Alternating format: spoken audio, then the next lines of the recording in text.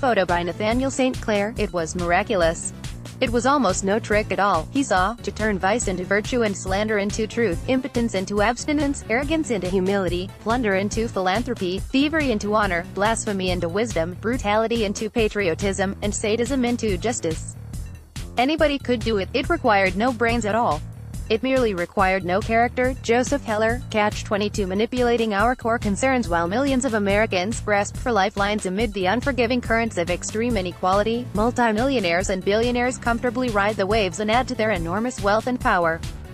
The contrast is jarring to be sure, but it persists nonetheless because self-interested representatives of the 1% have become masters at using manipulative psychological appeals, I call them mind games, to diffuse and misdirect our outrage.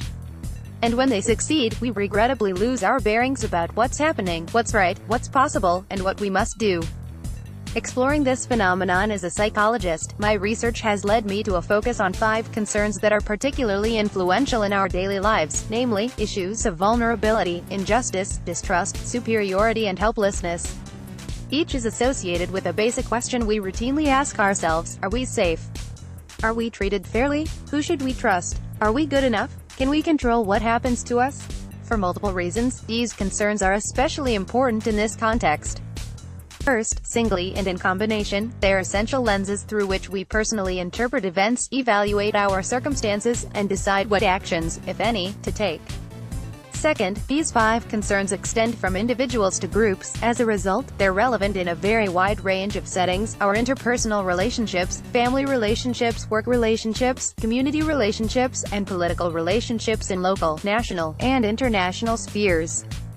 Third, these same concerns have the potential to undermine our capacity for careful and critical thinking because they're frequently linked to hard-to-control emotions, including fear, anger, suspicion, contempt, and despair.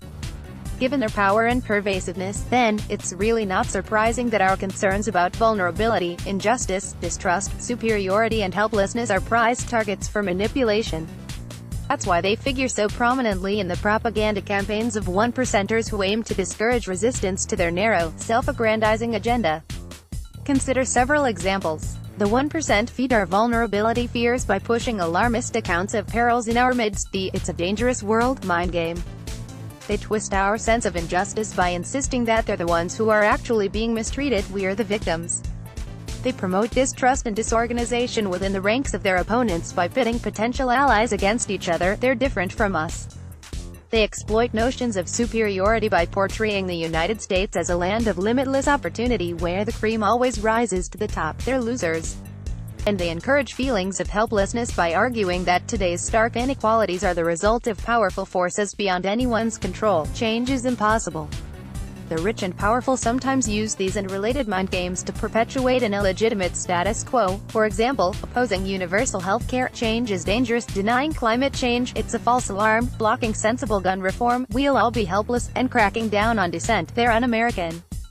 At other times, they use similar appeals to expand their empire. For instance, by privatizing public education, they're fighting injustice. By weakening labor unions, they're devious and dishonest. By slashing corporate taxes, we've earned it. And by pursuing deadly wars of aggression, pursuing a higher purpose. Either way, when the 1% succeed in these efforts, few among us are spared the adverse consequences, especially those Americans already struggling to make ends meet or have their voices heard. The psychology of persuasion. To better understand why the 1%'s mind games work so often, it helps to consider the science of persuasion. Whenever we try to influence someone's attitudes, beliefs, or behaviors, we are engaging in persuasion. A parent may cajole a young child into eating vegetables. A teacher may exhort a student to buckle down. A friend may push for seeing one movie over another. A coworker may encourage a colleague to try a different approach to complete a difficult assignment. Years of research by psychologists such as Elliot Aronson, Robert Cialdini, and Anthony Proudkonis, among others, have gone a long way toward illuminating key elements of effective persuasion. Of particular note, persuasion typically follows either of 2 different paths. One route engages us in a careful, rational evaluation of the arguments presented.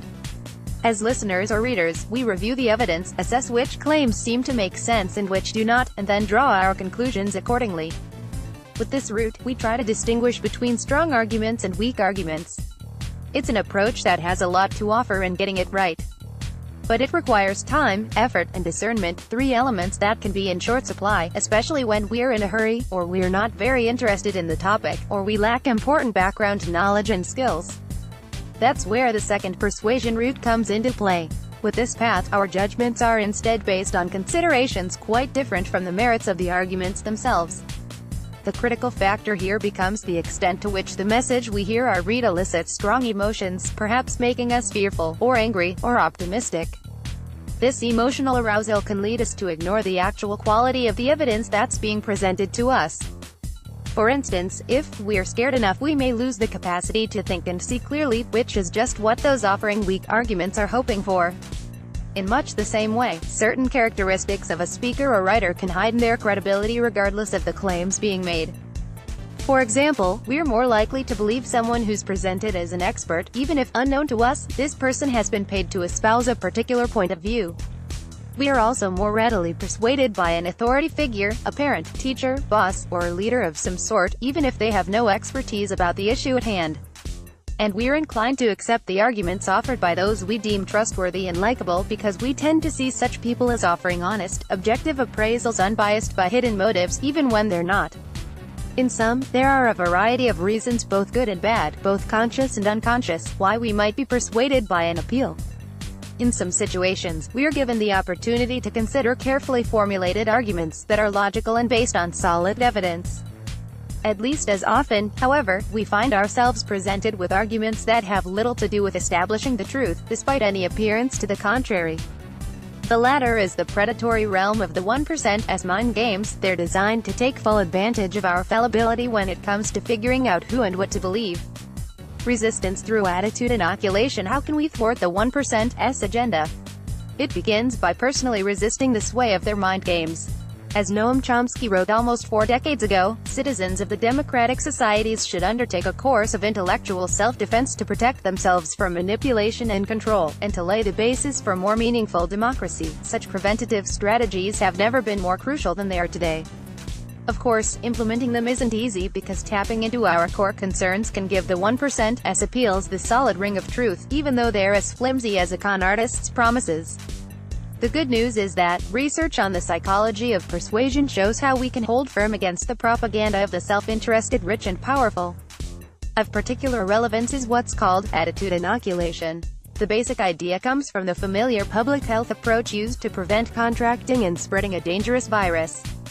Consider the flu vaccine. When you get a flu shot, you're receiving a modest dose of the actual influenza virus. Your body responds by building up antibodies, which will prove essential in fighting off the full-blown virus if it later attacks as you go about your daily life. A flu shot doesn't always work, but it improves your odds. That's why we are encouraged to get one each year before the flu season begins. The 1%'s mind games are like a virus that can infect us with false and destructive beliefs. Here too, it turns out that inoculation is the best defense. Having been warned that this virus is prevalent and heading our way, in the form of deceptive appeals targeting our core concerns, we can become more vigilant and prepare in advance for the onslaught. The recommended preparation involves learning to recognize the mind games and practicing the counter-arguments, the antibodies, that we'll need when we're later faced with an all-out assault. As psychologists Anthony Proudkonis and Elliot Aronson have explained, we cannot resist propaganda by burying our heads in the sand. The person who is easiest to persuade is the person whose beliefs are based on slogans that have never been seriously challenged and examined. The progressive alternative. There's nothing intrinsically wrong with appeals that focus on issues of vulnerability, injustice, distrust, superiority, or helplessness. Indeed, since these are our core concerns, they should be front and center when it comes to matters of public policy and the general welfare. But if we adopt a progressive perspective, political persuasion efforts that engage these issues should, with integrity, counter extreme inequality rather than preserve or extend it. These appeals should spur us to improve people's lives, not turn our backs on those who are struggling. And they should help us understand how, together, we can make things better, for everyone. The mind games of the 1% do exactly the opposite. They exploit our concerns for the specific purpose of advancing narrow interests while bringing harm to the vast majority of Americans. Rather than using their enormous resources to help create a more equal and decent society, the 1% instead devote themselves to protecting and expanding their wealth and power.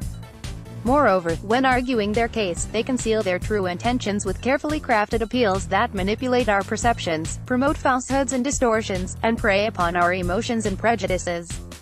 That's why meaningful progress depends upon debunking the seductive propaganda of today's millionaire and billionaire snake oil vendors. It's a tall order. The 1% have created a daunting environment for collective action by those who oppose their aims.